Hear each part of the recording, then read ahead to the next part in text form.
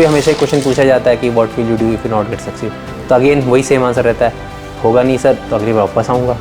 तो ये चीज़ थी जो मोटिवेट कर रही थी मुझे बार बार।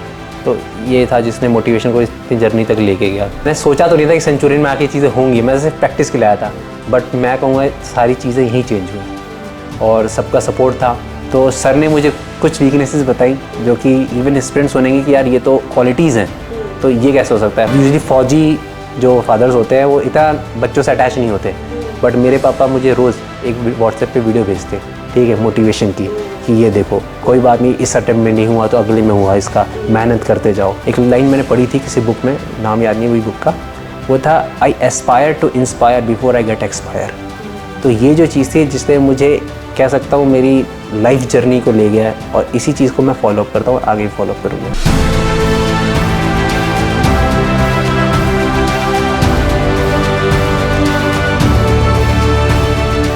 वेलकम एंड जय हिंद डियर डिफेंस एस्पिरेंट्स। आज के सक्सेस बेट की विद मी गुरकीरत के स्पेशल एपिसोड में एक ऐसे कैंडिडेट की कहानी आप सभी के सामने लेकर आ रही हूँ जिन्होंने अपने पहले नहीं, दूसरे नहीं, तीसरे नहीं, बल्कि 14th अटेम्प्ट में अपनी सफलता को प्राप्त किया है। ये जज्बे की कहानी, ये नेवर गिविंग अप एटीट्यूड की कहानी, ये सेल्फ मोटिवेशन की दास्तां आज हम सुनने वाले हैं सुधीर से। और सुधीर हमें बताएंगे कि फर्स्ट से लेके 14th अटेम्प्ट तक का सफ़र, एनडीए से लेके एसएससी टेक का जो उनका सफ़र रहा, और आज जब वो सफलता की चरम सीमा को पार कर चुके हैं उन्हें कैसा लग रहा है। ना सिर्फ सफलता के बारे में आज की मैं चर्चा करूँगी, आज मैं चर्चा करने वाली हूँ उन तमाम फेलियर्स की जिनसे सीखकर आज उन्होंने ये सफलता हासिल करी। आपको बता दूं, सुधीर ने ना सिर्फ एसएससी टेक का रिकमेंडेशन प्राप्त किया, बल्कि अगर इनके बैकग्राउंड की बात करें तो बहुत सारे कैडेट्स जो इस समय एनसीसी में हैं, एस्पायर करते हैं एनसीसी ज्वाइन करना, ये एक एनसीसी कैडेट्स है, ये उनके लिए भी खास एपिसोड है क्योंकि वह भी आपकी फैमिली को बिलोंग करते हैं।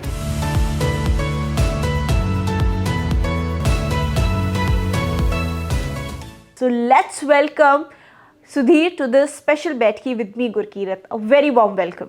Thank you so much ma'am. First of all, जब 14th अटेम्प्ट में आपको सफलता मिली, फाइनली आपका चेस्ट नंबर उस हॉल में पुकारा गया होगा, क्या भाव था आपका उस समय? मैम मेरा सेकंड नंबर पे चेस्ट नंबर पुकारा गया था। सो मैं खड़ा हुआ, मैंने अपना डेट ऑफ बर्थ बताया, नाम बताया, कंफर्मेशन दी, और फिर इसके बाद से मैं ऐसा था कि मेरा नाम लिया है, ओके। फिर जैसे ही सर आउट हुए मूव से, ठीक है, हॉल से बाहर निकलते हैं, और मैं रोने लगा था क्योंकि मुझे लगा नहीं था कि हो जाएगा, और सेकंड नंबर पे ही नाम ले लिया। तो मेरे को लगा था शायद मे भी लास्ट में ले ले, ना ले, ठीक है, क्योंकि जो बच्चों के नाम उन्होंने स्टार्ट लिए थे वो थे प्रीवियसली रिकमेंडेड कैंडिडेट्स।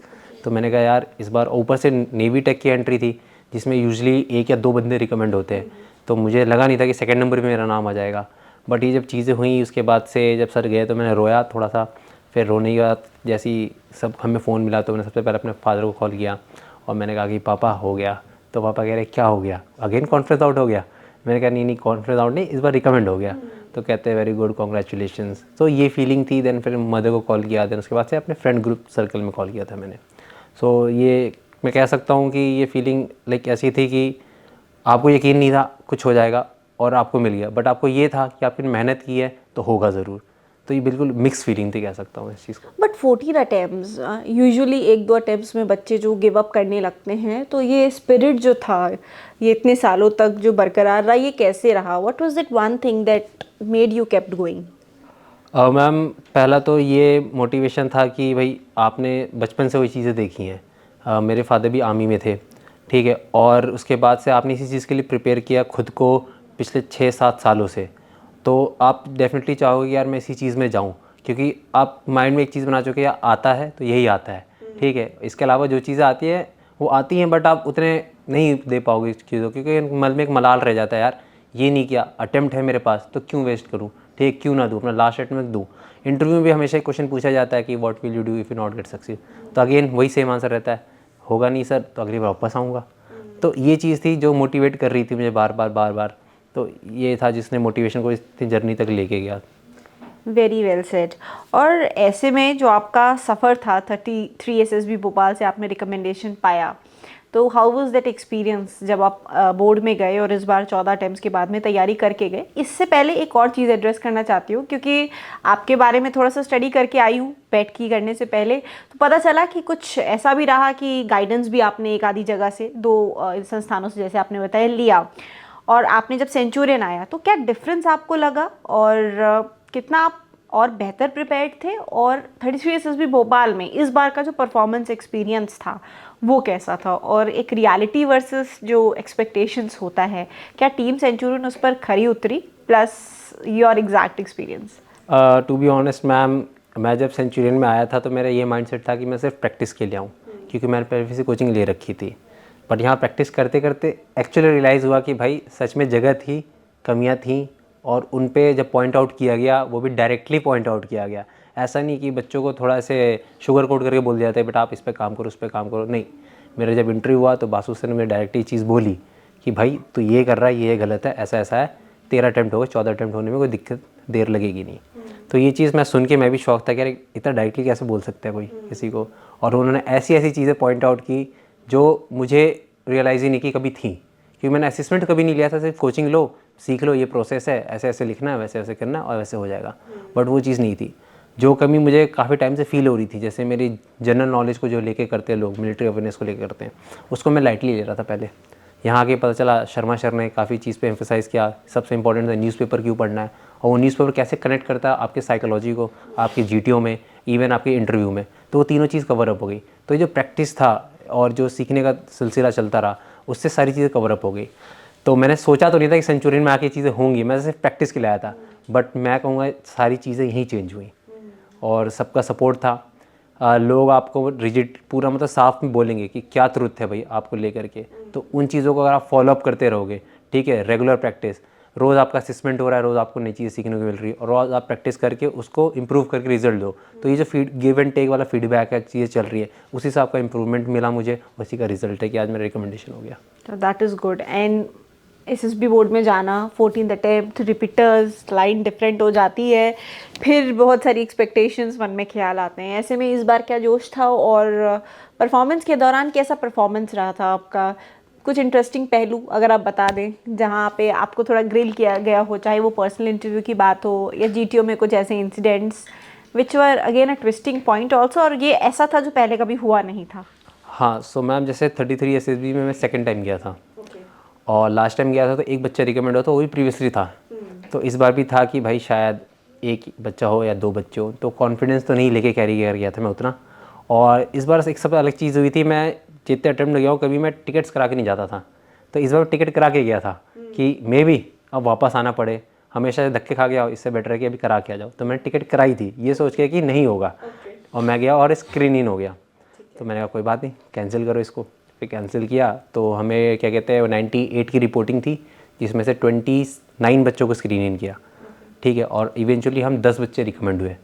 तो 10 बच्चे रिकमेंड होना ये मतलब बहुत बड़ी बात है एक बैच में, वो भी टेक्निकल एंट्रीज़ में। हाँ, सो ये चीज़ थी, फिर स्क्रीन इन हो गया। और मेरे बैच में जो मेरा ग्रुप था, उस ग्रुप में 2 बच्चे प्रीवियसली रिकमेंडेड थे। तो जब भी हमें टास्क होते थे तो मैं उनको देखता था, फिर मैं खुद को जज करता था कि यार इनमें क्या अलग है, क्या नहीं है। फिर मैंने जब चेक किया तो यार वो भी तो सेम ही बच्चे हैं, ठीक है, बस थॉट प्रोसेस वो थोड़ा डिफरेंट होता है एक रिकमेंडेड कैंडिडेट का और एक जो रिपीटर होता है। वो कॉन्फिडेंट के साथ आते हैं, हम ये सोचते हैं डाउट के साथ थोड़ा सा जाते हैं कई बार। तो ये चीज़ें थी।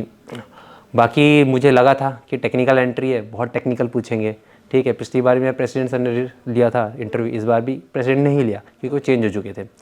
सो मुझे लगा कि वापस पूछेंगे भाई तू अगेन आ गया। बट चीज़ें काफ़ी मतलब मैं कहूँगा कि बहुत ऐसे इंसिडेंट थे, जीटीओ में था, ठीक है, इंटरव्यू में जो कि फ़नी इंसिडेंट भी थे और मैं कहूँगा चेंजिंग इंसिडेंट भी थे मेरे इंटरव्यू के और क्या कहते हैं एसएसबी के। मैं एक इंसिडेंट बोलना चाहूँगा। जीटीओ में क्या होता है, जब ग्रुप ऑब्स्टिकल रेस होता है तो हमारे इंस्ट्रक्शन चेंज हो गए थे। यूजुअली फिगर ऑफ 8 बनाना पड़ता है, राइट। वहाँ पे बोल दिया था आपको इन्वर्टेड यू बनाना है, और मैं ख्यालों में खोया था, पता नहीं किस चीज़ के, क्योंकि मेरा शायद एक टास्क थोड़ा सा ख़राब हो गया था और मैं बाकी चीज़ सोच रहा था। तो मैं आगे आगे दौड़ता गया तो एक बच्चा इन्वर्टेड यू बना रहा है, तो मैं उसको देखा, मैंने कहा भाई तू गलत कर रहा है, रुक जा मैं करके दिखाता हूँ।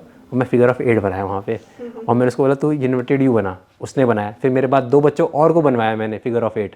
तो ये हुआ, फिर मैं सब देखने लगे, बाकी जो 2 ग्रुप है वो भी देख रहे हैं यार ये क्या कर रहे हैं। फिर उनको लगा हमने कुछ गलत तो नहीं कर दिया, तो ये चीज़ हुई। तो कहीं ना कहीं मेरे को लगा यार ये गड़बड़ है। बट मुझे ये चीज़ बाद में रियलाइज़ हो गई। सर हमेशा बोलते हैं जो भी हमारे इंस्ट्रक्टर्स हैं कि तुम जो गलती कर रहे हो वो नोट हो रही है, तो ये कर लो कि नेक्स्ट टाइम वो गलती ना हो और उसको बेटर वे में। तो फिर जब हमारा इंडिविजुअल ऑब्स्टिकल हुआ तब मैं समझ गया था कि ये इंस्ट्रक्शन की गलती है, मैंने इंस्ट्रक्शन नहीं सुने, डेफिनेटली नोट डाउन होंगे। तो मैं इंडिविजुअल ऑब्स्टिकल में जब गया तो मैंने उनके एक एक इंस्ट्रक्शन सुने कि कहाँ पे हमें जंप करके क्या नाम लेना है, कितने टाइम काउंट डाउन करना है, कब उतरना है, किस वे में जाना है। जैसे हमारा कमांडो वॉक था तो उसमें सर ने बोला था क्लियर कि मेरी तरफ देख करके फिर अपना नाम और चेस्ट नंबर लेना है, जो कि यूजुअली बच्चों ने नहीं किया। तो ये चीज़ मैंने वहाँ पे फॉलोअप की और सर ने उस चीज़ को नोट डाउन किया। ग्रुप प्लानिंग एक्सरसाइज में जो बेसिक माइन्यूट डिटेल्स है टाइम एंड डिस्टेंस वाली, वो बच्चे फॉलोअप नहीं कर रहे थे। मेरे ग्रुप में किसी ने नहीं बोला, वो चीज़ मैंने बोली तुरंत जीटीओ सर ने नोट डाउन किया। तो ये चीज़ें मैंने फील की कि भाई जो जो चीज़ें आपको बताई गई हैं आप उसको फॉलो करते जाओ, ठीक है, बिलीव करो प्रोसेस में और अपने इंस्ट्रक्टर्स में कि उन्होंने जो सिखाया वो चीज़ होगी। अब इंटरव्यू की एक बात करो, जो फ़नी इंसिडेंट था उसमें ये था कि सर ने मुझे कैलकुलेशन दी थी कि तुम रोज़ रनिंग करने जाते हो तो ये बताओ कि तुम्हारी क्या स्पीड है। तो मैं पहले से कैलकुलेट कर गया था कि ऑब्वियस बात है इतना है पूछेंगे और बहुत टाइम से दे ही रहा हूँ इंटरव्यू। तो उन्होंने कहा कि चेंज कर दिया खुद ही, बोला कि now data will be change, मेरे हिसाब से करो।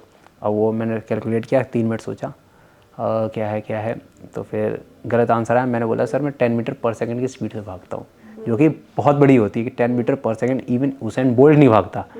वो चीज़ थी। तो सर मेरे को थोड़ा कहता तू हनुमान जी है क्या। तो मेरे को फिर रियलाइज़ हुआ मैंने क्या गलती की है। फिर अगेन मेरे को वापस मौका मिला और मैंने चीज़ को कैलकुलेट किया। और टर्निंग पॉइंट मेरा इंटरव्यू का ये था कि आपको समझना पड़ेगा कोई क्वेश्चन क्यों पूछा जा रहा है। वो चीज़ हमें यहाँ पे टीचर्स बहुत अच्छे समझा रहे हैं कि कोई क्वेश्चन है उसके पीछे कोई लॉजिक है, वो क्वालिटीज़ है जो देखी जा रही हैं। तो उन्होंने मुझसे एक लास्ट क्वेश्चन पूछा था, tell me something about navy. Even navy का ऑफिसर है, ठीक है, तो उसको पता होगा कि नेवी के बारे में, तो वाई ही इज़ आस्किंग। तो वहाँ मोटिवेशन वाला क्वेश्चन था, मुझे चीज़ समझ में आ गई थी। तो मैंने उनको सिर्फ 3 वर्ड्स दिए कि sir power exploration lifestyle is navy for me. फिर मैंने उनसे खुद परमिशन लेके चीज़ को समझाने के लिए बोला, तो उन्होंने कहा ओके। देन उस 3 सेंटेंस को मैंने 3 पैराग्राफ में समझाया। तो वो चीज़ मैं कहीं ना कहीं समझ गया था clearly after giving interview from the Basu sir कि वो क्या पूछ रहा है। और जब मेरा बासु सर के साथ इंटरव्यू हुआ था तो उन्होंने मुझे बोला था कि डायरेक्टली जो वीकनेसेस हैं वो काउंटर करो। इससे पहले क्या करता था, मैं लेम सी वीकनेस बताता जो कि इवन थी भी नहीं। जैसे कि मैं खुद एनसीसी से बिलोंग करता हूँ, एक स्पोर्ट्स पर्सन हूँ, तो स्टेमिना की कमी हो ही नहीं सकती मेरे में, ठीक है, फिजिकल स्टेमिना। बट मैं वहाँ बस वीकनेस बतानी इसलिए फिजिकल स्टेमिना बताता, ठीक है। तो सर ने कहा कि बात तो मत घुमा भाई, जो है इवन बता। तो सर ने मुझे कुछ वीकनेसेस बताई जो कि इवन स्टूडेंट्स सुनेंगे कि यार ये तो क्वालिटीज़ हैं, तो ये कैसे हो सकता है। फर्स्ट थी क्या कहते हैं डिटर्मिनेशन, कि लैक ऑफ डिटर्मिनेशन, ये एक वन ऑफ द ओल्क्यूज़ है। तो लोग सोचते हैं मैं ना बताऊं, बट ये थी कमी क्योंकि दिख जाती है। सेकंड था ओवर कॉन्फिडेंट, क्योंकि मेरा जो बैकग्राउंड ऐसा आता है जिसकी वजह से मेरे को लगता था कि यार सबका तो हो रहा है, मेरा तो हो ही जाएगा। ये रीज़न था वन ऑफ दी जिसकी वजह से इतने अटेम्प्ट लग गए, ठीक है। थर्ड था रिजिड इन नेचर। ये चीज़ ऐसी थी कि आपके पास इतना एक्सपीरियंस है तो आप सोचते हो कि यार सामने वाला मैं भी गलत बोल रहा हूँ, ठीक है, तो आप अपने हिसाब से करते हो। तो वो चीज़ें थी जिसको क्या कहते हैं मेरे एसएसबी रियल एसएसबी से 5 दिन पहले पता चली और इन 5 दिन में मैंने चेंज किया। और ये एक चीज़ मैंने समझी है आफ्टर क्या कहते हैं इतने इंटरव्यूज अटेम्प्ट देने के बाद कि आपकी कोई एक चीज़ पे आपका डिसीजन नहीं ले जाता कि आपका रिकमेंडेशन है। आप जब क्या कहते हैं सारी चीज़ें कम्प्लीटली करते हो, सारे प्रोसेस को फॉलो करते हो और ये बिलीव रखते हो कि हाँ आप जो कर रहे हो सही है, कॉन्फिडेंट है आपको उस चीज़ में, तो आपके सारे टास्क अच्छे जाएंगे और रिजल्ट भी आपके फेवर में होता है। सो ऐसा ये कुछ जर्नी था एसएसबी का। लक होता है, बोलते हैं ना एसएसबी इंटरव्यू लक है और इस तरीके से है, डेस्टाइन डेस्टिनी। इतना अटेम्प्ट देने के बाद में I think you will be able to clearly justify is it near luck और what it is actually. Ma'am it is a combination and also partiality होती है कि नहीं होती है, सब प्री प्लान्ड होता है, बहुत सारा मिथ है इस समय ना, तो है ना, बड़ा बोलते हैं कि अच्छा उसका जुगाड़ है तो ऐसा हो जाता है। बहुत XYZ है, चाहे मैं स्पेशल एंट्रीज में ये थोड़ा ज़्यादा होता है और जहाँ बच्चे रिटर्न तैयारी करके जाते हैं वहाँ थोड़ा कम ये चीज़ रहते हैं।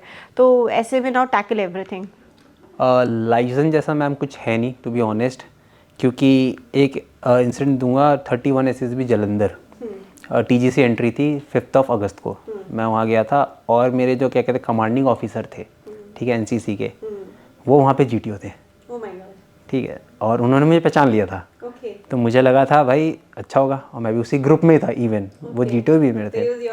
हाँ हाँ, सो पहचान तो गए थे मुझे और मैं भी सेम था, तो मुझे लगा कहीं ना कहीं इस चीज़ का फ़ायदा मिलेगा डेफिनेटली। बट इवन वो सब करने के बाद ठीक है कोई रिजल्ट नहीं था, तो लाइसेंस जैसा तो कुछ है ही नहीं। उसके बाद मेरा जो बैकग्राउंड आता है, जैसे एक और चीज़ दूंगा लाइसेंस का, मेरे नोन में कुछ लोग हैं जो कि अभी GTOs हैं, ठीक है, बोर्ड्स के अंदर, और उनसे भी बात की है मैंने, ठीक है, सेम बोर्ड में गया हूँ, बट वो मेरे असेसर्स रहे हुए हैं सामने, ठीक है, और उन लोगों ने मुझे स्क्रीन आउट किया है। सो ये चीज़ तो है नहीं कि आप सोचो कि जुगाड़ है, ऐसा है तो नहीं। हाँ, डेफिनेटली हार्डवर्क और थोड़ा बट लक चलता है, वो भी थोड़ा, जब आप हार्डवर्क करोगे तभी होगी वो चीज़ें, अदरवाइज़ नहीं होगी। मैं भी अगर प्रैक्टिस नहीं करता और नई चीज़ें सुनता तो मैं भी स्क्रीन आउट हो जाता, क्योंकि मुझे मेरी जो जर्नी है ये 14 अटेम्प्ट्स की, इसमें मेरे 10 स्क्रीन आउट्स हैं, जिसमें से 7 लगातार स्क्रीन आउट हैं। सो ये चीज़ बड़ी है, और ये 7 लगातार स्क्रीन आउट हो रहे हो, उसका मतलब कुछ तो ऐसा गड़बड़ कर रहे हो जो कि किसी को नहीं पसंद हो, एक कैंडिडेट में नहीं वो एक्सेप्ट की जाती। तो मैं कर रहा था, उसके बाद से मुझे पता चला, और वो चीज़ यहाँ सेंचुरियन मार्के पता चली मुझे। उसके बाद में क्या कहते हैं स्क्रीनिंग हुआ, वो थी कि टेक्निकल एरर कर रहा था कि स्टोरी जो इंस्ट्रक्शन दी जाती है कि आपको 6 लाइन एटलीस्ट लिखनी है 100 वर्ड्स, और मैं वो नहीं लिखता था कभी। मैं सोचता था कि यार क्रक्स तो दे ही दिया, नरेशन में बोल दूंगा, समझ में तो आ ही जाएगा, बट वहाँ पे पेपर होता है और आप लगातार हर बार ये कर रहे हो। और जब मैं स्क्रीन इन हुआ, ये चीज़ मैंने बाद में रियलाइज़ की सर के बोलने की, कि जब मैं स्क्रीन हुआ हर बार मेरी स्टोरी क्या कहते हैं 8-10 लाइन से ज़्यादा ही होती थी, और मैं उनमें स्क्रीन हुआ, ऑल्दो वो मेरी स्टोरी उतनी अच्छी नहीं हो सकती थी, बट ये कहीं ना कहीं एक टेक्निकल एरर था जो मुझे बाद में पता चला। सेकेंड है क्या कहते हैं, दुबे सर ने मुझे सिखाई, आदित्य सर ने, कि एक्सपेक्टेशन सबसे अलग होती हैं। जैसे आपकी जर्नी होती है उससे आपकी एक्सपेक्टेशन होती हैं, और वैसे आपका रिकमेंडेशन आएगा। तो मैं सोचता था यार मैंने भी तो वही सेम चीज़ कर रहा हूँ जो दूसरा बंदा कर रहा है, बट वो एक्सपेक्टेशन मेरे से अलग की जाती थी कि मेरी प्रोफाइल अलग है, मेरा बैकग्राउंड अलग है, मेरा एक्सपोजर अलग है। वो चीज़ मैंने यहाँ पे रियलाइज़ की, और उसके बाद से फिर मैंने खुद को उसी हिसाब से तैयार किया। तो ये चीज़ मैं कहूँगा कि मेन मोटिवेशन फैक्टर था, जिसने मुझे क्या कहते हैं काफ़ी चीज़ें चेंज भी की है मेरे SSB के ड्यूरेशन में। लगातार 7 बार स्क्रीन आउट होना, और पेरेंट्स एक इम्पॉर्टेंट फैक्टर होते हैं ना। तो एक बार 2 बार कभी कभी मम्मा पापा को भी तरस आ जाता है, क्या ही देते हैं, कुछ और देख ले यार, कोई बात नहीं, we are with you, every parent is with us. पर ये जो जर्नी होती है ये हमें अकेले तय करनी होती है, और लोगों को स्पेशली माता पिता को पॉजिटिवली कंसोल भी करना होता है, हो जाएगा, डोंट पैनिक, है ना। क्योंकि हमें तो परेशानी होती है जब हम फेलियर हमारे हाथ लगता है, बट मुझे लगता है उससे ज़्यादा, कहीं ज़्यादा दर्द जो है हमारे माता पिता को रहता है, बट वो शायद शोकेस ना करते हो। तो कितना डिफ़िकल्ट था ये जर्नी, और कैसा था फादर मदर के साथ में इस दौरान का जो वार्तालाप रहा आपका? अब मैम मैं कहूँगा कि 2023 जून में मैंने पास आउट किया अपना कॉलेज, और उसके बाद से मैंने अपने फादर से बोला कि मुझे ये करना है, तो पापा ने कहा कि ठीक है भाई, SSB देते जाओ, पेपर निकालते जाओ, बट क्या कहते हैं जा करके दिल्ली में इंजीनियरिंग सर्विसेज कोचिंग ज्वाइन कर लो, क्योंकि यू नेवर नो कि SSB में होगा या नहीं होगा, ठीक है। तो मैंने कहा चलो ठीक है, मान लिया उनकी बात, और मैं चला गया दिल्ली, और दिल्ली में प्रिपरेशन कर रहा था इंजीनियरिंग सर्विसेज की, और साइड बाय साइड ये भी दे रहा था, ठीक है। और मेरे जो अटेम्प्ट्स अगर आप देखोगे तो एक साल में इवन 8 अटेम्प्ट्स हैं, और जिसके लिए मुझे कई बार अपनी कोचिंग छोड़नी पड़ती थी, ठीक, क्लासेस मिस करनी पड़ती थी, और इवन उस टाइम में अर्निंग नहीं था क्योंकि मैंने अपनी प्लेसमेंट नहीं लिए थे, ठीक है। मैंने रिफ्यूज़ कर दिया क्योंकि मेरे को ये था कि भाई डिफेंस फोर्स में आए, जल्दी जल्दी चले जाऊँ, ठीक है। तो ये सीन था। तो ऑल्दो उसके लिए पेरेंट्स का सपोर्ट था डेफिनेटली, क्योंकि आने जाने के लिए पैसे कौन देगा, पेरेंट्स ही देगा, ठीक है। और आप 8 बार जा रहे हो तो एटलीस्ट एक बार जाने आने में आपको मिनिमम से मिनिमम 3 से 4 हज़ार रुपये खर्च हो ही जाते किसी भी उसमें जाओ। तो ये चीज़ था, तो वहाँ पे कभी कमी नहीं की। पेरेंट्स ने हर बार बोलता था कि पापा ये रहा, पापा वो रहा, ठीक है, स्क्रीन आउट हो गया, स्क्रीन आउट हो गया, स्क्रीन आउट हो गया। पहले 3-4 अटैम्प्ट में तो कुछ नहीं बोला कि चलो ठीक है, कोई बात नहीं। बट अब वो जैसे ही चौथा अटैम्प्ट आया, पापा आगे से बोलते थे स्क्रीन आउट हो गया। मैंने कहा कि हाँ स्क्रीन आउट हो गया। कहता ठीक है आ जा, ये सब छोड़, ठीक है, इंजीनियरिंग सर्विसेज में लगा रहे, ठीक है, जो कर रहा है, क्योंकि SSB में आपको कोई फीडबैक नहीं मिलता सामने से। तो पेरेंट्स को भी रहता कि यार आपको जब गलती नहीं पता चल रही, ठीक है, तो आप किस पे इम्प्रूव करोगे। बट सच बताऊँ तो आपको पता होता है, खुद को पता होता है कि कहाँ कुछ ना कुछ थोड़ी मोड़ी गलतियाँ हैं। तो वो चीज़ थी। तो पापा ने कहा जहाँ पे आपको एग्ज़ाम दोगे नंबर मिलेंगे, उसका पता है किस एरिया में इम्प्रूव है, तो ये चीज़ में कर लो। मैं बस इसलिए कह रहा हूँ क्योंकि मतलब पापा का मेरा ये कहना था कि मैं इसलिए कह रहा हूँ क्योंकि कुछ रहे हाथ में, ठीक है, ग्रेजुएशन के बाद। मम्मी का ऐसा था, बेटा कोई बात नहीं, तू कर लेगा, हो जाएगा, ठीक है। तो मम्मी का तो हमेशा वो जो प्यार है, ममता बनी रहती है हमेशा। तो ये चीज़ थी। फिर जब क्या कहते हैं कुछ अटेम्प्ट्स मैंने जब दिए, ठीक है, लगातार 5 6 7 8 9, फिर पापा को लगा कि भाई अब ये यही करना चाहता है तो इसको पूरा सपोर्ट इसी में दो, ठीक है। तो मैंने पापा को बोला, पापा मैं इंजीनियरिंग सर्विस की क्लासेस हो चुकी है मेरी पूरी, अब मैं घर पे आके प्रिपेयर करना चाहता हूँ और क्या कहते हैं मैं यहीं से दूंगा, अब मैं दिल्ली नहीं रहना चाहता। तो पापा उस चीज़ के लिए हाईली एग्री हो गए और पापा ने कहा ठीक है आ जा। बीच में एक मिथ भी है कि जो लोग जॉब करते हैं, ठीक है, उनको जल्दी मिलती है SSB, ठीक है, वो जल्दी रिकमेंड होते हैं, ठीक है। तो ये चीज़ भी थी, तो मेरे माइंड में ये भी क्वेश्चन आया कि भाई होना तो है, अब जो चीज़ बल पड़ती है वो करो। तो मैंने पापा बोला, पापा जॉब वॉब का दिखाना है ऐसा ऐसा है। तो पापा कहे तू 10 जगह हाथ पाँव क्यों मार रहा है, ठीक है, एक बार तू अपना ग्रुप सर्कल देख उठा के। हम 6 बच्चों का ग्रुप है, ठीक है, जो हमारे कॉलेज के थे, और हम 6 में से आज की डेट में हम 6 के 6 रिकमेंडेड है, जिसमें 4 एकेडमी में है, ठीक है, और एक के भी मेरिट आई है NCC, वो भी इसकी ज्वाइनिंग अप्रैल में, मेरी भी बच रही है बस। सो और जो ये जो 6 बच्चे हैं इनमें से क्या कहते हैं सब This is giving me goosebumps actually में, you can see that is so good। 6 बच्चे हैं मैम, ये सारे ऐसे मतलब टॉप 5 रैंकर्स हैं ऑल इंडिया SSBs के अंदर, और मल्टीपल रिकमेंडेशंस हैं। तो इनका भी सपोर्ट था मेरे को, ऑल द एकेडमी चले गए, कॉन्टैक्ट्स कम हो गए, बट ये हमेशा सपोर्ट करते थे। और कहीं ना कहीं ये वन ऑफ द रीज़न था ओवर कॉन्फिडेंस का मेरा, ठीक है, कि फ्रेंड सर्कल ऐसा है तो भाई मेरा तो हो ही जाएगा, ठीक है। तो ये सीन था। सो मम्मी का ऐसा, मैं जो बैक टू आते उस पर, तो मम्मी का ऐसा था कि भाई सब कर लो, और बाकी मम्मी हमेशा खुश रहती थी, ठीक है। फिर यहाँ पे आया, हाँ फिर यहाँ पे आया मैं, तो मेरे पापा ने कहा कि चलो यार ठीक है तू कर ले, यही कर ले, करना है तो ठीक है। फिर पापा नहीं बोलते कि भाई अच्छा SSB जाना है, अब आगे से पूछते हैं कि अच्छा नेक्स्ट SSB कब है, ठीक है, कोई कोचिंग करनी है। फिर पापा आगे से बोले भाई तू ये कोचिंग कर ले, तू वो कोचिंग कर ले, तू यहाँ चले जा, तू वहाँ चले जा। तो फिर रिसर्च R&D शुरू हो जाती है। एग्जैक्टली, अब पापा ये बोलते कि अरे GTO में ऐसा होता है, PGT में पापा वीडियोस देख रहे हैं। इस फैमिली में हम इस चीज़ में जो ये ड्यूरेशन था 3-4 महीनों का इससे पहले का, मेरे पापा इवन क्या कहते हैं यूजली फौजी जो फादर्स होते हैं वो इतना बच्चों से अटैच नहीं होते, बट मेरे पापा मुझे रोज़ एक व्हाट्सएप पे वीडियो भेजते, ठीक है, मोटिवेशन की, कि ये देखो कोई बात नहीं, इस अटेम्प्ट में नहीं हुआ तो अगले में हुआ, इसका मेहनत करते जाओ, ठीक है। तो कहीं ना कहीं पेरेंट्स को भी बाद में समझ में आता है कि बच्चे को यही करना है। तो मैं ये कहूँगा कि पेरेंट्स का बहुत बड़ा रोल है बच्चों की सक्सेस में, ठीक है, और ये हर पेरेंट्स करता है। May be ups and downs आएंगे बट पेरेंट्स कभी साथ नहीं छोड़ते, तो मैं इस चीज़ के लिए बहुत बड़ा थैंकफुल हूँ। तो मतलब फिर ये जर्नी जो है आपकी शुरू हुई है, और फाइनली अब जो रिएक्शन रहा होगा वो एक डिफरेंट रहा होगा, है ना, पापा का, जैसे आपने शेयर किया कि फाइनली बता दिया कि अब हो गया, और थोड़ी संतुष्टि भी रही होगी। तो 6 फ्रेंड्स हैं, 6 ऑफ देम ऑफ यू, तो अभी सारा हो गया, काफ़ी एकेडमी में ट्रेनिंग कर रहे हैं। तो इनका बैकग्राउंड सबका क्या था? कॉलेज के साथ में NCC कैडेट्स ये भी थे क्या? यस मैम, ये क्या कहते हैं कॉलेज का NCC कैडेट्स थे मेरे, जिसमें से हम 3 आर्मी विंग के थे और 3 एयर विंग के थे। तो NCC के थ्रू ही हमारी फ्रेंडशिप हुई थी, और हमारे कॉलेज में NCC आर्मी विंग की थी, ए विंग की नहीं थी, तो हमने खुद इंट्रोड्यूस करवाई थी, ठीक है। तो कहीं ना कहीं वही इंटरेक्शन हुआ था कि फोर्सेज में जाना है, और तब से हम सब साथ ही प्रिपेयर कर रहे थे साथ में। तो जब हम बात करते हैं NCC का, है ना, स्पेशल एंट्री का प्रिविलेज हमें मिलता है, बहुत सारी चीज़ें हैं। कितना हेल्प किया NCC ने आपको ओवरऑल इस जर्नी में? बहुत सारे बच्चे जो विलिंग होते हैं कॉलेज में यूनिफॉर्म के लिए सिर्फ NCC ज्वाइन करते हैं, अल्टीमेटली आपने तो YP तक का कैंप किया है, प्रीमियम कैंप्स सारे किए हैं, पूरा चीज़ें करा हुआ है। तो what all changes did NCC made in your personality? Ma'am first thing की रियलाइजेशन दिया मुझे NCC ने, जब मैं कहते हैं मेरे फादर 2020 में रिटायर हुए, ठीक है, तो वो जो एक्सपोजर था मिलिट्री वाला कहीं ना कहीं कम हो गया। तो जब मैं NCC में गया तो वो चीज़ वापस करने को मिली, और डायरेक्टली उसका मैं पार्ट तक करने वाला, ठीक है। यूजली फैमिली को वेलफेयर की तरफ से मिलती है अपॉर्चुनिटीज़ कि ये करो वो करो, ठीक है, इन एक्टिविटीज़ में इंड्यूस हो, बट डायरेक्टली आपको फायरिंग करने का मौका नहीं मिलेगा, ठीक है। वो NCC के थ्रू मिला वो एक्सपोजर। मैंने फ्लाइंग की है, ठीक है, वो चीज़ कहीं ना कहीं NCC के थ्रू मिली। उसके बाद से ये जो कैंप्स है, उसके बाद से दूसरी जगह जाना आना, डिफरेंट कैडेट के साथ मिलना, उनके साथ यूनिटी, इवन जो हम लोग कैंप में शेयर करते थे थाली खाने वाली, ठीक है, उसमें मैं भी खा रहा हूँ, एक मेरा दोस्त पंजाबी वो भी खा रहा है, एक मेरा दोस्त मोहम्मदन है वो भी खा रहा है। तो ये कहीं ना कहीं ये जो सेंस ऑफ बिलोंगिंग थी वो NCC ने सिखाई, ठीक है, आपको ग्रुप में कैसे एक्ट करना है।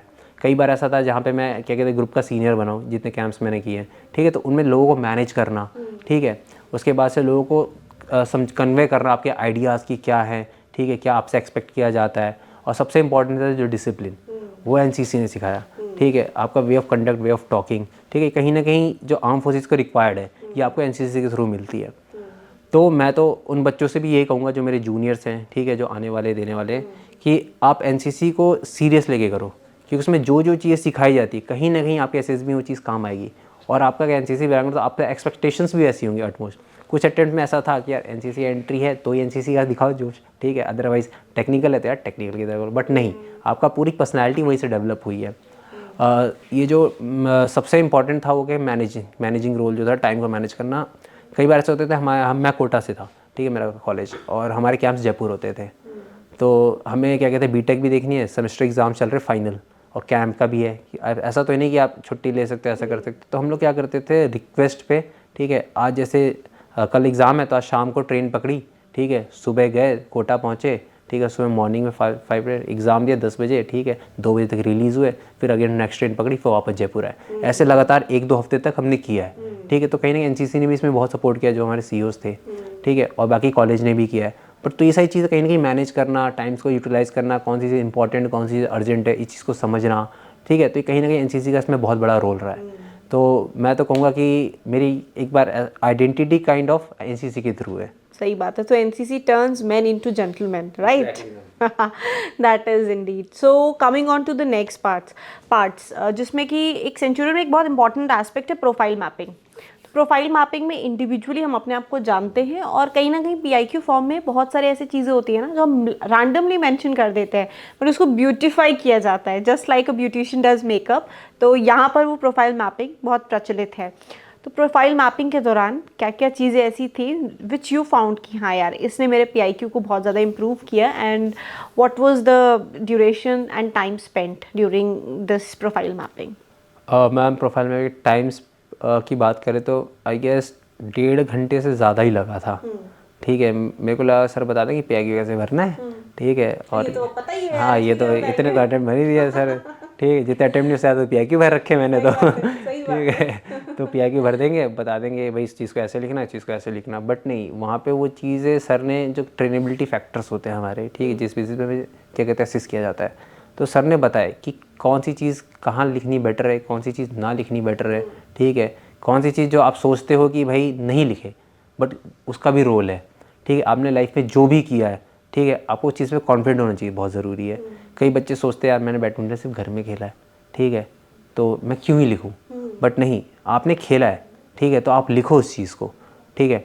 आपने क्या कहते हैं ग्रुप एक्टिविटीज़ की होंगी, यार मैं तो ने रामनवमी का प्रोग्राम था, उसमें बस मैंने क्या कहते हैं लोगों को समझाया, ठीक है, अरेंज किया, वॉलंटरी कोऑर्डिनेट किया।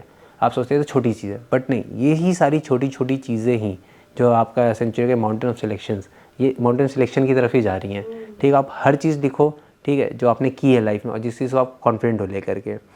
मैं कहूँगा इस चीज़ को वियर योर मेडल्स, इस चीज़ को मैं नाम दूंगा अपना, ठीक है। और सेकंड थिंग है कि क्या कहते हैं जो क्वेश्चंस जो वहाँ से जनरेट होंगे, ठीक है, जो एक्सपेक्टेड क्वेश्चंस होते हैं, ठीक है, जो एक इंटरव्यूअर कर सकता है एक कैंडिडेट से रिक्वायर्ड है, तो वो सारी चीज़ें आपको वहाँ से मिलती है। तो सर ने मुझे जैसे एक था क्या कहते हैं फादर वाला सेक्शन था, ठीक है, तो फादर सेक्शन में सर ने मैंने फादर डेजिग्नेशन लिखी थी और सैलरी लिखी थी। तो वो चीज़ सर ने समझाई कि ये अगर तू डेजिग्नेशन लिख रहा है, जो सैलरी लिख रहा है, तो इससे एक्सपेक्टेड क्या क्वेश्चंस होंगे, ठीक है। तो उन चीज़ों को मैंने कभी नहीं सोचा, फादर से रिलेटेड तो क्या पूछेंगे, मिलिट्री लाइफ थी, मिलिट्री लाइफ पूछेंगे, अभी क्या कर रहे हैं, किस टाइप का वर्क कल्चर है, नॉर्मल सी। बट नहीं, इसके रिगार्डिंग जो चीज़ें थी उससे वो असेस कर लेते कि यार आपका बैकग्राउंड कैसा है, ठीक है, और उस बैकग्राउंड से आपको क्या अपॉर्चुनिटीज़ मिली, उसको क्या आपने यूटिलाइज़ की है। तो वो सारी चीज़ें सीसी सर ने मुझे समझाई। उसके बाद से फिर जब सेकंड सेक्शन पे आते स्कूलिंग पे, स्कूल चेंज हुआ, ठीक है, तो मेरा रीज़न तो क्या था कि डमी स्कूल था, वही ऐसा लिया हमने क्योंकि पेनिकल प्रोग्राम था, ठीक है, IIT JEE की तैयारी करनी थी। तो वो चीज़ तो सर ने कहा कि भाई कौन सी चीज़ सही है, उसको कैसे वे में समझाना इंपॉर्टेंट है, ठीक है, वो बहुत इंपॉर्टेंट है। सपोज जैसे आपने लाइफ में कोई डिसीजन लिया है, ठीक है, और आपने जो डिसीजन लिया है वो उस टाइम पे बहुत इंपॉर्टेंट था, सही लिया आपने उस टाइम की चीज़ को फ्रेम में, बट आप कई बार ऐसे नहीं समझा पाते हो, ठीक है। तो उस चीज़ को कैसे समझाना है कि आपने स्कूल भी चेंज किया तो क्यों किया, क्या रिक्वायरमेंट्स थी, आपने उस टाइम पे डिसीजन लिया वो बेस्ट था आपके हिसाब से, बट बच्चे ये रहते डाउट में, यार मैं ले लिया अब मैं क्या बोलूँ, ठीक है। जैसे मेरा एक डाउट तो बहुत बड़ा था कि यार मैं जॉब तो नहीं कर रहा, ठीक है, इतने कॉलेज का टाइम हो गया, अब मैं क्या बोलूँ। तो उस चीज़ के लिए मैं झूठ बोल देता था इंटरव्यू में जा करके कि सर क्या कहते हैं मैं जॉब कर रहा था, मैं ये था वो था, ठीक है, 10 चीज़ें। तो कहीं ना कहीं सर ने बताया कि नहीं यार अगर तू जॉब नहीं कर रहा है, ठीक है, तो रीज़न बताया, एब्सोल्यूट जो रीज़न था, तो उस चीज़ पे मैंने बिलीव किया और मैंने उनको एक्चुअल रीज़न बताया और लॉजिकल कहीं ना कहीं सिंक हुआ, जो मेरी क्या कहते हैं पर्सनैलिटी या फिर जो मेरे पहले इंटरव्यू से बात हुई है। अटेम्प्ट शो कर रहे हैं यार आपके क्या कहते हैं आप जॉब नहीं कर सकते, अगर आप इतनी एसएसबी दे रहे हो तो आपको टाइम कहाँ है जॉब करने का, वो चीज़ वहाँ से निकल जाती है।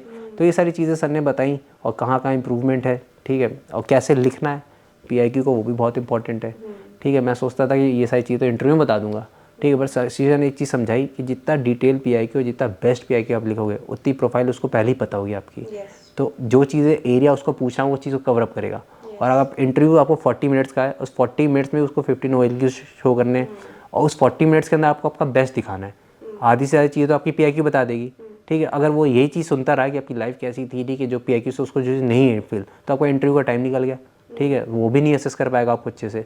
तो वो चीज़ बहुत इंपॉर्टेंट थी, आपका PIQ आप सही से लिखो, डिटेल PIQ लिखो, वो सारी चीज़ें कवर अप करो जिस पर आपको बहुत ज़्यादा कॉन्फिडेंट है, और ठीक है, जो चीज़ रिक्वायर्ड है। तो ये चीज़ समझाई तो मैंने अपना पूरा PIQ थोड़ा चेंज किया। मैं बताऊँगा SSB से 2 दिन पहले मेरे प्रोफाइल मैपिंग हुई थी, तो उस 2 दिन के अंदर मैंने वो सारी चीज़ चेंज की, उस चीज़ को प्रिपेयर किया और फिर मैं गया था। तो कहीं ना कहीं वो सारी चीज़ें उठी भी थी, जो क्वेश्चंस थे, ये था वो था, ठीक है। NCC का मैंने इतना डिटेल लिखा था तो उनको पता था ये NCC का नहीं पूछा उसके रिलेटेड, ठीक है। फिर जो इंटरेस्ट हॉबीज़ थी उससे मेरे क्वेश्चंस उठे, ठीक है। मेरी इंटरेस्ट हॉबी वही रनिंग थी, साइकिलिंग और वर्कआउट था, ठीक है। तो और क्या कहते हैं वॉचिंग पॉडकास्ट था। तो GTO मुझसे पूछता कि so do you watch podcast, मैंने कहा यस। तो कहता कौन सा, मैंने कहा रणवीर इलाहाबादिया। तो कहता TRS। तो GTO को भी पता है कि भाई ये कौन सा है पॉडकास्ट, किसका है। तो फिर उससे क्या सीखी, क्या लर्निंग्स लेते हो, कौन कौन से नॉमिनेट पर्सनैलिटीज़ वहाँ पे आए हुए हैं। तो आपको अगर आप सच में कर रहे हो चीज़ें तो कहीं ना कहीं वो रिफ्लेक्ट हो जाएगी। और एक और चीज़ मुझे सिखाई गई यहाँ पे कि क्या कहते हैं आपकी अगर इंग्लिश उतनी अच्छी नहीं है, ठीक है, आपकी GK बहुत अच्छी नहीं है और आपका टेक्निकल बहुत अच्छा नहीं है, दैट डजंट मीन आप रिकमेंड नहीं हो सकते। ये क्या कहते हैं कॉम्बिनेशन इन चीज़ों का, ठीक है, ठीक है। तो इन चीज़ों को आप फोकस करो, बेसिक रखना ज़रूरी है। और बहुत अच्छा नहीं है तो भी चलेगा, ठीक है, ओके, बट मेरिट में आना है तो इम्प्रूव तो करना ही पड़ेगा। तो वो चीज़ें थी। उसके बाद से क्या कहते हैं जो आपका जो डायरेक्ट कनेक्शंस होते हैं आपके लाइफ में, ठीक है, सब आपके फ्रेंड्स हो गए, आपकी फैमिली होगी, अब टीचर्स हो गए, उनके बारे में आपको सब पता होना चाहिए। और ये चीज़ों में लाइटली लेता था पहले। हाँ, बताई तो ये दूंगा घर पे। मतलब इम्पॉर्टेंट ये होता है कि हम उस चीज़ को पॉइंट आउट करके अपनी कॉपी पेंसिल से लिखें और उसको मेंशन करें, उसको वेल क्यूरेटेड पॉइंट्स बनाएं, जो कि आप नहीं कर रहे थे। नहीं कर रहा था।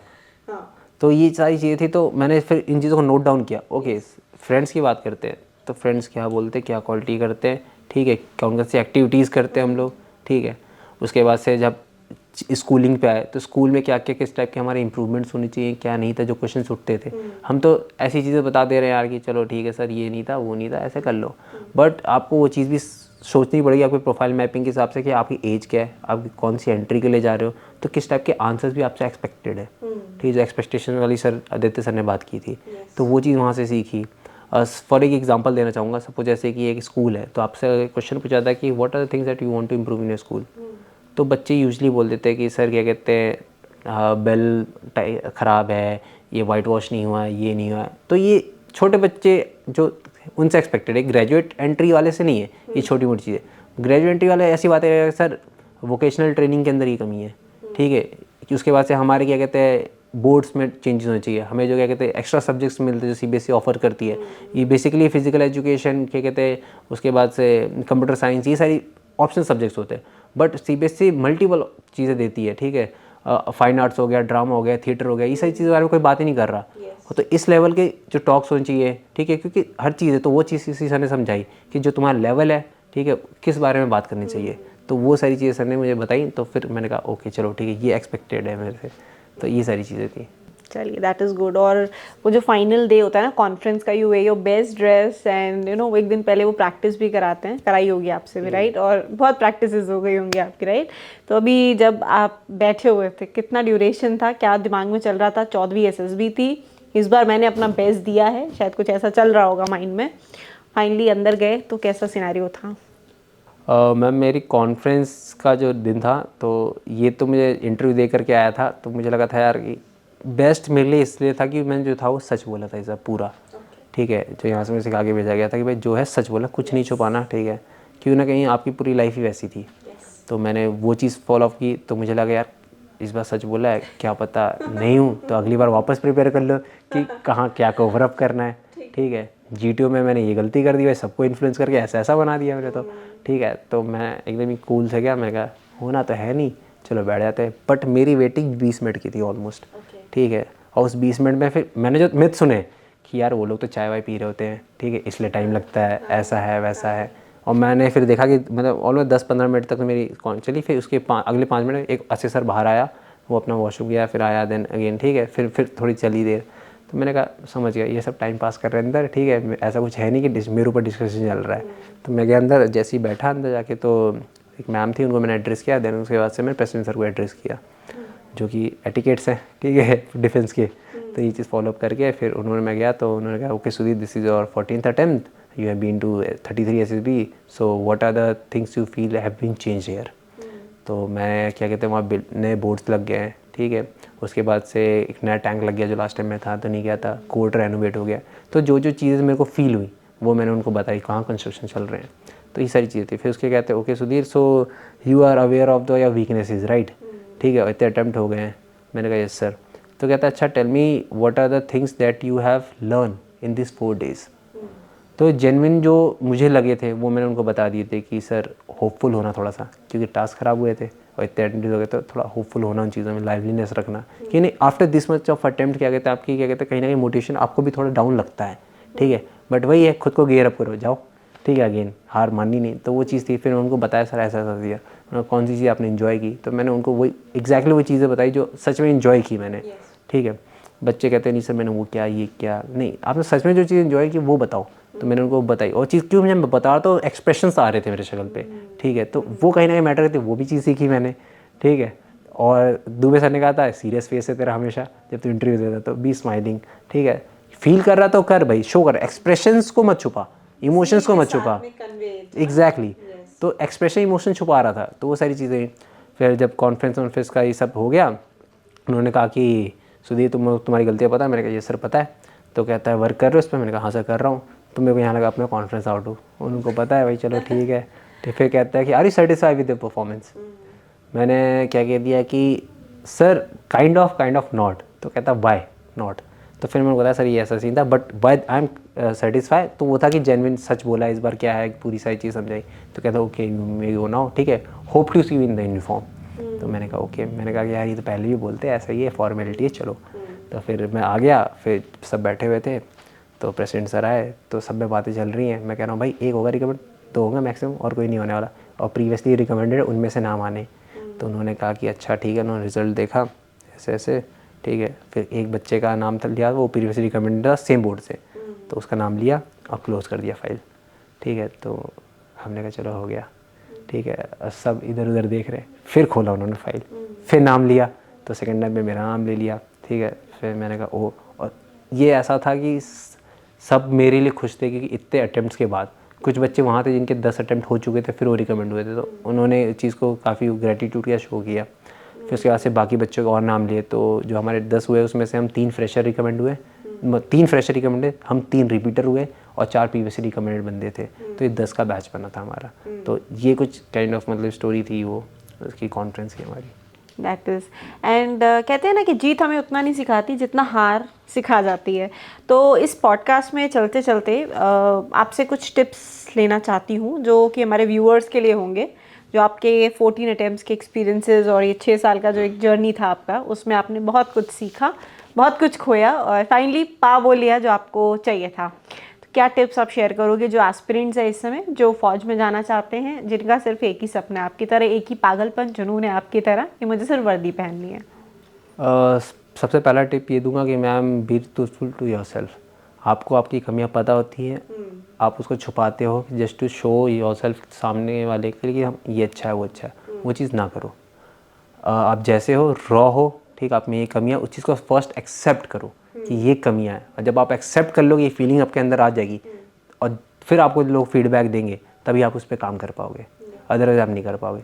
तो ये फर्स्ट है कि be truthful to yourself. Second thing है क्या कहते हैं, बिलीव इन क्या कहते हैं योर असेसर्स, योर इंस्ट्रक्टर। वो जो बोल रहे उस फील्ड में रह चुके हैं, उन्होंने आपसे ज़्यादा बच्चे देखे हैं, आपसे ज़्यादा असेसमेंट दिए हैं, ठीक है। तो वो जो बता रहे हैं उस चीज़ को क्या कहते हैं समझो और उस पर काम करते रहो। मैं ये कहूँगा अगर आपके कोचिंग वाले जो बता रहे हैं, आपको ब्लाइंडली उस चीज़ पे विश्वास कर लो, क्योंकि उनको पता है ये चीज़, ठीक है। थर्ड है क्या कहते हैं, बर्न योर मिडनाइट ऑयल, ठीक है। आप तो सोचोगे कि यार ठीक है उसने बता दिया मैंने कर लिया, लेकिन नहीं, आपकी जितना ज़्यादा आप करते होगे उतनी ज़्यादा आपकी एक्सपेक्टेशंस बढ़ती जाएंगी, उतनी ज़्यादा आपसे होगा। Be grateful what you have in your life, ठीक है। अगर कोई चीज़ नहीं हो रही, ठीक है, नहीं हो रही, उस चीज़ को उसने मान लिया, बट इससे लो नहीं होना, ठीक है। Be grateful. आपके जो क्या कहते हैं साथ वाले लोग हैं, ठीक है, आपके साथ वाले पेरेंट्स हैं। ऐसा एक टाइम आया था जब क्या कहते हैं मेरे दोस्त हो रहे थे, मैं खुश था स्टार्टिंग में बहुत, फिर एक टाइम है यार मेरा नहीं हो रहा, इन सब के हो रहे, तो मुझे कहीं ना कहीं फीलिंग होने लगी बैड, तो मैं उनसे कहीं ना कहीं डिटैचमेंट हो गया था थोड़ा सा। बट वही आए, उन्होंने समझा चीज़ को कि उनके साथ भी कभी ना कभी हुआ है और उन लोगों ने हेल्प की। तो जो आपके साथ वाले उनसे कभी जेलस फील नहीं करना, उनको हमेशा सपोर्ट करो, और ठीक है वो भी आपको सपोर्ट करें जो आपके अपने होते हैं। तो ये चीज़ मैं कहूँगा कि इन चीज़ों में रहो, बी ग्रेटफुल, ठीक है। और उसके बाद से क्या कहते हैं अपने आप को बी ट्रूथफुल, ठीक है। और क्या कहते हैं जो भी आपके लाइफ में उसके लिए क्या खुश रहो, अपने पेरेंट्स का सपोर्ट देते रहो। चलिए, बहुत अच्छा लगा आज आपसे बात करके। और वो कहते हैं ना, गिरते शहसवारी मैदाने जंग में वो तिफ्र क्या गिरे जो घुटनों के बल चले। तो बस कुछ ऐसी जर्नी थी, दास्तां थी आज सुधीर की, जो हमने आप सभी के साथ में शेयर करी।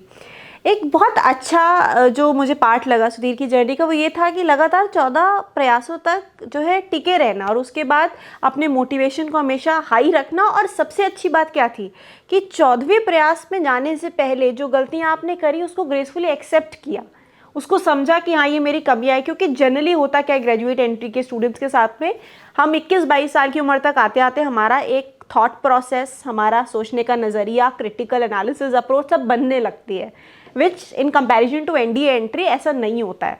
और 21-22 साल की उम्र में आकर जो चीज़ें हम कर रहे हैं पिछले कुछ सालों से, उन्हें अमेंड करना और फिर विजय पाना, ये बहुत बड़ा टास्क होता है। और इसमें आपको बहुत मेहनत लगी होगी। सुनने में बहुत अच्छा लग रहा है, 14 प्रयास, अच्छा ऐसे ऐसे आपने किया, और जितना आसानी से आपने बता दिया वो बहुत डिफ़िकल्ट था। एंड डेफिनेटली आपके रातों की मेहनत थी, और वो अनगिनत प्रयास थे जो हमने नहीं देखे। आज सिर्फ आपकी सफलता आज हम कैमरे पर देख पा रहे हैं। तो बहुत बहुत बधाई, आपने अपना जो राज तिलक है वो स्वयं किया है और अपने फैमिली की लेगेसी को आज आगे बढ़ाया है। इसी के साथ में डियर एस्पिरेंट्स, ऐसे और ढेर सारे मोटिवेशनल टॉक शोज़ मैं गुरकीरत आपके लिए लाती रहूँगी हमारे ऑफिशियल यूट्यूब चैनल पर। बने रहिएगा मेरी और मेरी टीम के साथ में, और मेरे साथ में आप जुड़ सकते हैं मेरे इंस्टाग्राम हैंडल पर ऐसे ही और motivational bytes, spoken English and personality development के कंटेंट के लिए। इसी के साथ में बहुत बहुत शुभकामनाएं आपको, आपके पूरे परिवार को, और बहुत जल्द पासिंग आउट परेड के आपके ब्यूटीफुल यूनिफॉर्म में आपको देखने का हम सबका सपना है।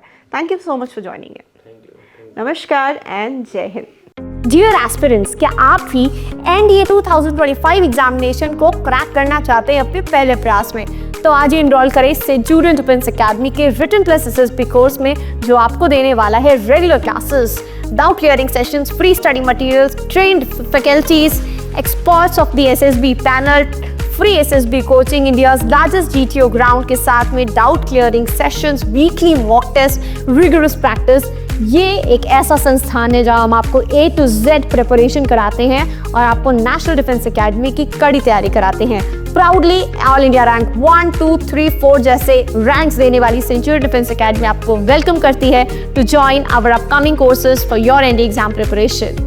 Please call on 97959 77776 for more information. Thank you, Namaskar and Jai Hind.